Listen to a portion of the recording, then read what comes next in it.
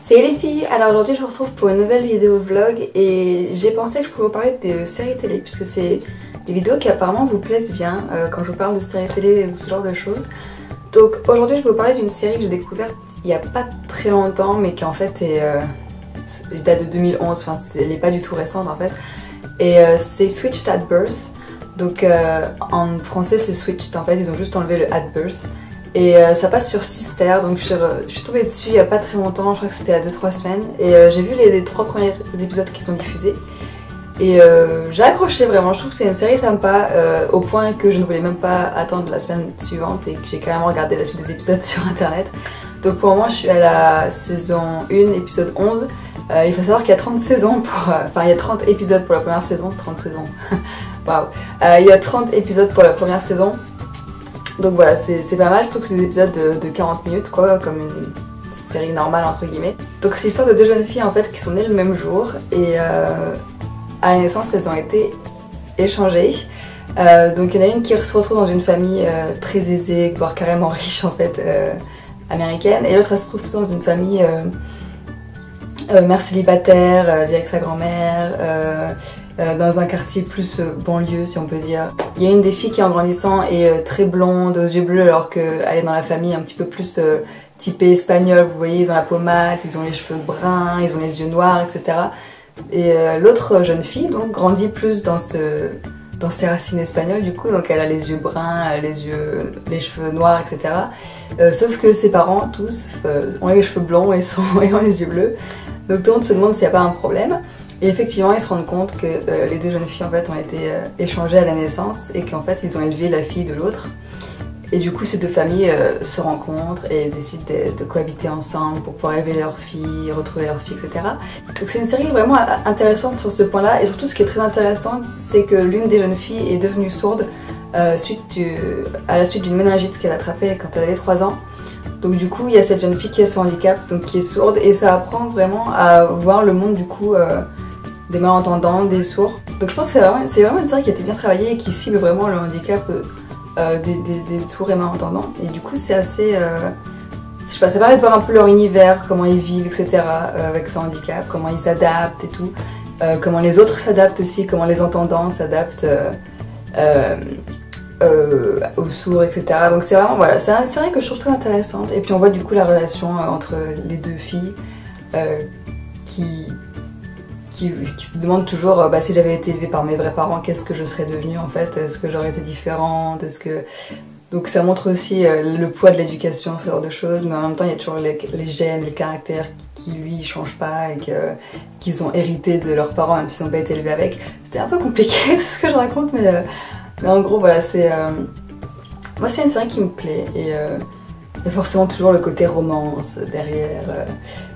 Forcément les filles tombent amoureuses et puis il y en a une qui s'appelait pas donc elles se chamaillent un peu, donc c'est vraiment une série qui est très touchante je trouve, et puis on se rend compte qu'il y a toujours des clichés du point de vue des entendants et du point de vue des malentendants. Il y a toujours des clichés basiques du genre les entendants ils sont tous débiles et tout, ils sont trop comment dire, excités tout le temps, ils bougent tout le temps, ils rigolent, ils parlent fort, etc. Alors que les sourds, eux, ils se voient plus comme étant calmes et ils se comprennent mieux entre eux, alors qu'un entendant ne peut pas les comprendre. Et eux, ils comprennent pas d'ailleurs les entendants. Donc c'est assez marrant aussi de voir la dualité entre les deux mondes, au final. Donc bref, voilà, c'est une vidéo courte que je vous fais aujourd'hui, mais je ne vais pas trop vous en dévoiler non plus sur la série parce qu'après, vous aurez pas envie de la regarder. Mais voilà, c'est assez marrant. C'est assez marrant de voir ça. Et puis on voit aussi le côté... vraiment la famille riche et vraiment riche, c'est-à-dire que genre à un moment pour les anniversaires ils disent « Et ça vous achetez des voitures ?» Bah ouais, carrément, acheter une voiture. Puis c'est pas de la voiture, enfin c'est-à-dire qu'ils prennent la voiture qu'ils veulent, c'est-à-dire que le frère par exemple il a une Porsche, normal. Ils sont tellement riches, ils se rendent même pas compte des choses en fait, et c'est assez, on se dit « Waouh, ok !» Mais il y en a qui sont très très riches et qui peuvent acheter tout ce qu'ils veulent. Comme ça. On voit aussi le parallèle du coup entre la famille très riche et la famille plutôt pauvre qui est celle de Bay en fait. Je sais pas dire les personnages. Donc en fait Bay c'est la fille qui aurait dû être élevée par la famille pauvre et qui en fait s'est retrouvée dans la famille riche. Et Daphné, c'est celle qui s'est retrouvée dans la famille pauvre alors qu'elle vient de la famille riche. En gros, hein, c'est super gros ce que je fais, c'est super... c'est très résumé. Hein. Donc Daphné, c'est la jeune fille qui est sourde, blonde aux yeux bleus, et Bae, c'est celle qui est entendante, riche, aux yeux marrons et aux cheveux noirs, donc qui est en fait la fille de Regina. Et voilà, en gros. Donc en fait, Bae, elle a un frère, qui est en fait le frère de Daphné, si vous comprenez tout.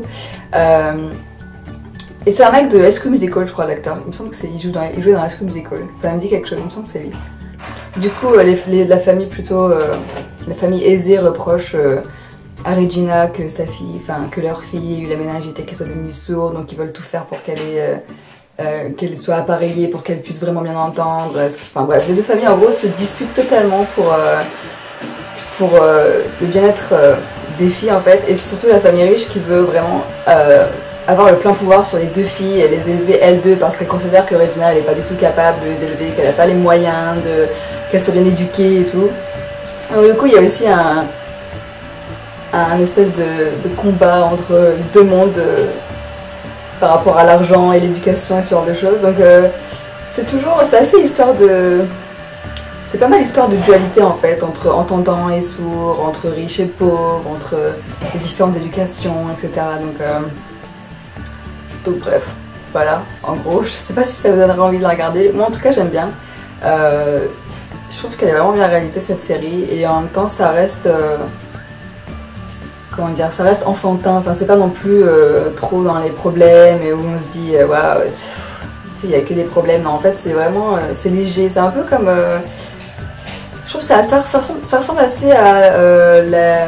mince, comment ça s'appelle, l'adolescente qui est enceinte, comment ça s'appelle, la vie ordinaire d'une adolescente extraordinaire, enfin je sais plus trop comment ça s'appelle.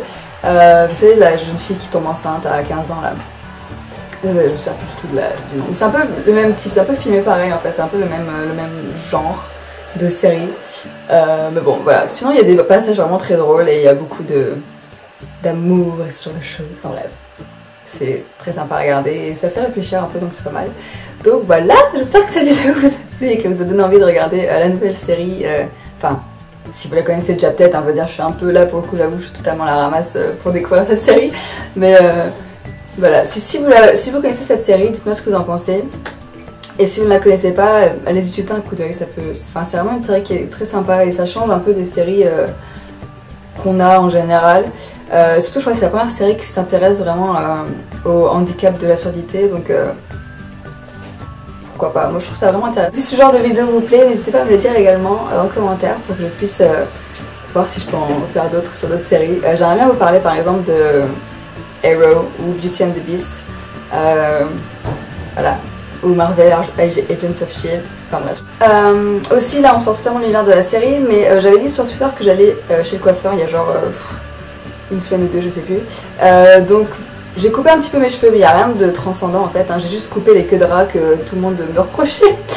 Et vous avez raison, ça faisait vraiment queue de ras, c'est-à-dire que ça faisait vraiment juste tout petit fil de cheveux qui sortaient.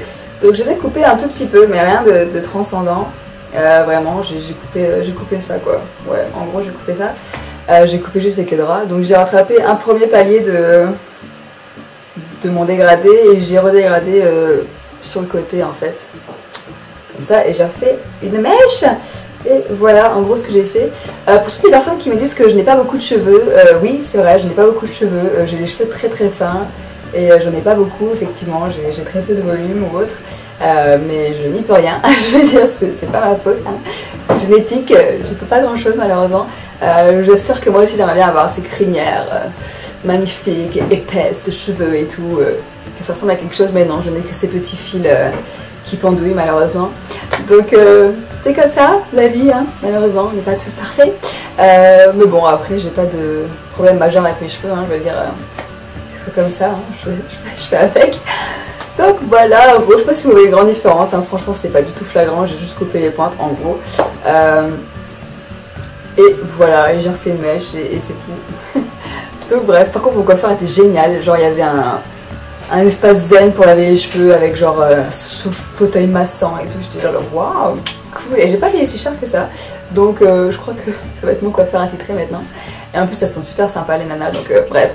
Voilà, j'espère que cette vidéo vous a plu et je vous dis à bientôt.